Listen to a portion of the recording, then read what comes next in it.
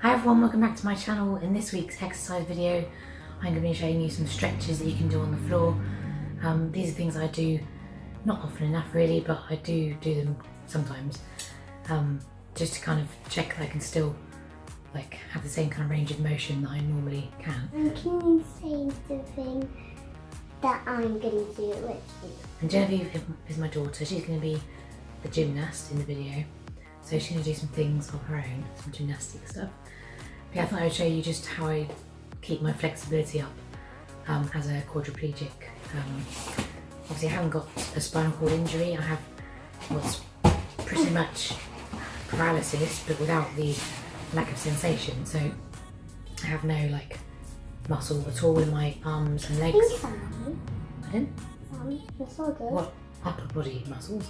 And elbows. And there's no muscle there. What is that? Just bone. Where's your upper muscle? Just here. There. So yeah, I have no muscles in my lower limbs and none in my tops of my legs either because I don't walk anymore. So yeah, I'm as good as a paraplegic as quadriplegic as far as being floppy and unmovable. I'll just show you a few exercises that I can do and some you could do as well. And let me know in the comments below if you can do these, and yeah, let's get on with it. So the first thing I'm going to do is just sit in a kind of upright pike position. So my legs straight out in front of me, excuse my kind of dusty socks and coil on the floor. Yeah, my legs together, and I'm just going to kind of stretch down, start my arms up in the air. And this kind of stretches underneath your legs and the backs of your hamstrings. So I'm going to hold that for a few seconds and come up again and back down. I normally do a few of these and then move on to the next exercise.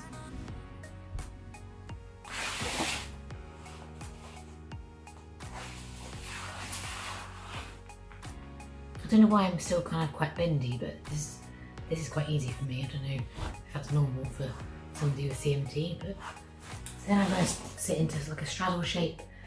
So my legs kind of at a 45, no, I don't know, 90 degree? I don't know what you call it. At an angle anyway.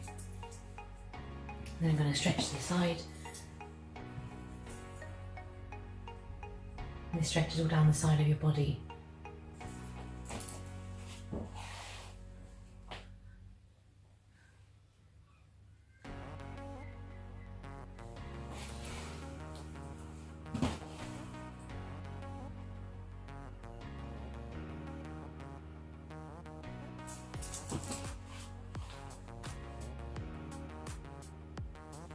You can really feel the pull under here and down your sides. So once I've done a few of those, I'm going to stretch down to the middle. This is one of my bizarre capabilities that I can still kind of go right down to the floor. I don't know why. But this really, really stretches the underneath of your legs. The further apart I have my legs, the harder it is and the more it stretches. Jamie's going to do straddle as well. Can you go down?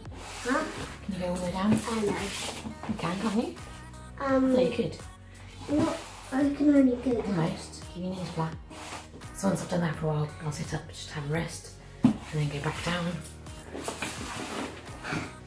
It's kind of on the brink of being quite painful under my legs, but kind of at that kind of sweet spot where it's it's just about painful enough that it's not agony, it's just a good stretch. It also stretches my arms as well, and my shoulders.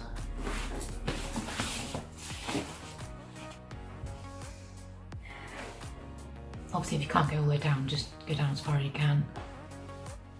Whatever you can do is better than nothing. So the more I put my legs apart, the kind of the more painful it gets. I can't hold that as long. So next what I'm going to do is again sitting in pike and leaning back. I might turn to the side so you can see what I'm doing. Excuse my big flabby tummy. I've had 3 children. So I'm going to lean back on my arms. And just kind of gently lean back.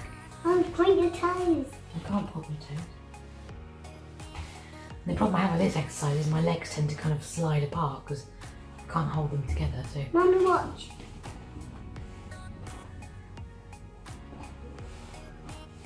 my worst flexibility is my hip flexes, especially my left leg. And this is the way I sit on the sofa, and this is why my hip flexes are so bad.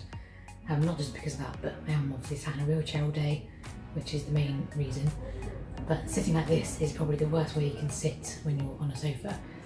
So this leg, the right leg, is obviously being bent inwards, and the knee is like at a kind of funny angle because my foot is going the other way. Whereas this one, my hip and kind of top of my leg is going outwards, and then the knee and my bottom bit of my leg is going inwards. So it's all wrong.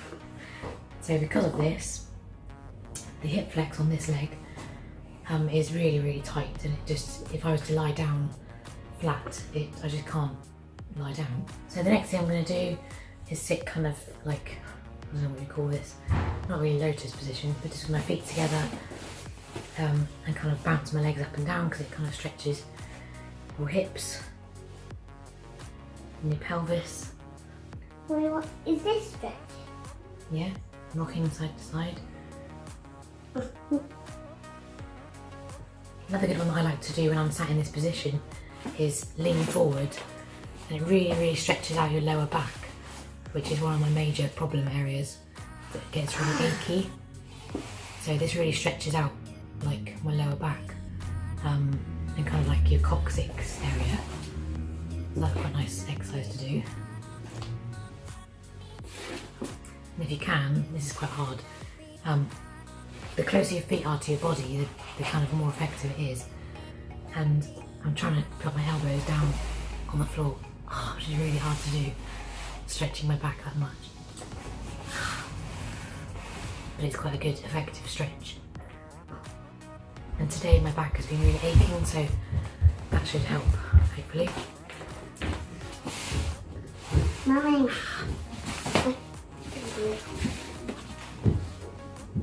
Yeah. So the last exercise I'm going to show you is lying on my front, which really helps with hip flexes. I don't do this often enough, really, mostly because it gets quite kind of achy after a while. But I should do it much more often because it really helps straighten out those hip flexes at the front. So yeah, here we go. It's quite hard to kind of hold my legs together like this, and they kind of splay outwards, but it's just quite a good exercise to kind of keep my hip flexes stretched. But it aches my lower back, that's the problem. Well, it's good for one thing, kind of isn't good in other ways. I'm hoping it's just quite a good exercise altogether. I'm leaning on my elbows. I could go down flat, which should be even better. Mummy. And the kind of distance between my left hip and the floor is probably an inch or so, a couple of inches. And my right hip is much closer to the ground, so it just shows how much better my right hip is than my left. And the only way I can practice kind of planking or anything near to that is to be on my elbows and try and lift my body off the floor, just with my knees on the floor still. Like this, And you can do proper planking, can't you? This is how it should be done. Which obviously I can't do. To be honest, not many people can plank very long because it's quite a tricky exercise, isn't it? No, it isn't. This one's quite good for strengthening my shoulders.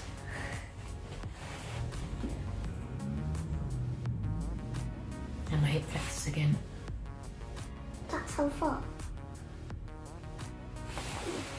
So that's it for this video. I hope you enjoyed it. I hope it gave you some kind of inspiration, or just motivation to get on the floor and just get out of your chair and do something that can stretch your body. See, I'm doing it already, sitting in the bad way. Let's not sit like that. Anyway, that's all for now. I hope you enjoyed it. Please give me some comments and a thumbs up, and don't forget to subscribe, and I'll see you in the next one. Bye. Bye.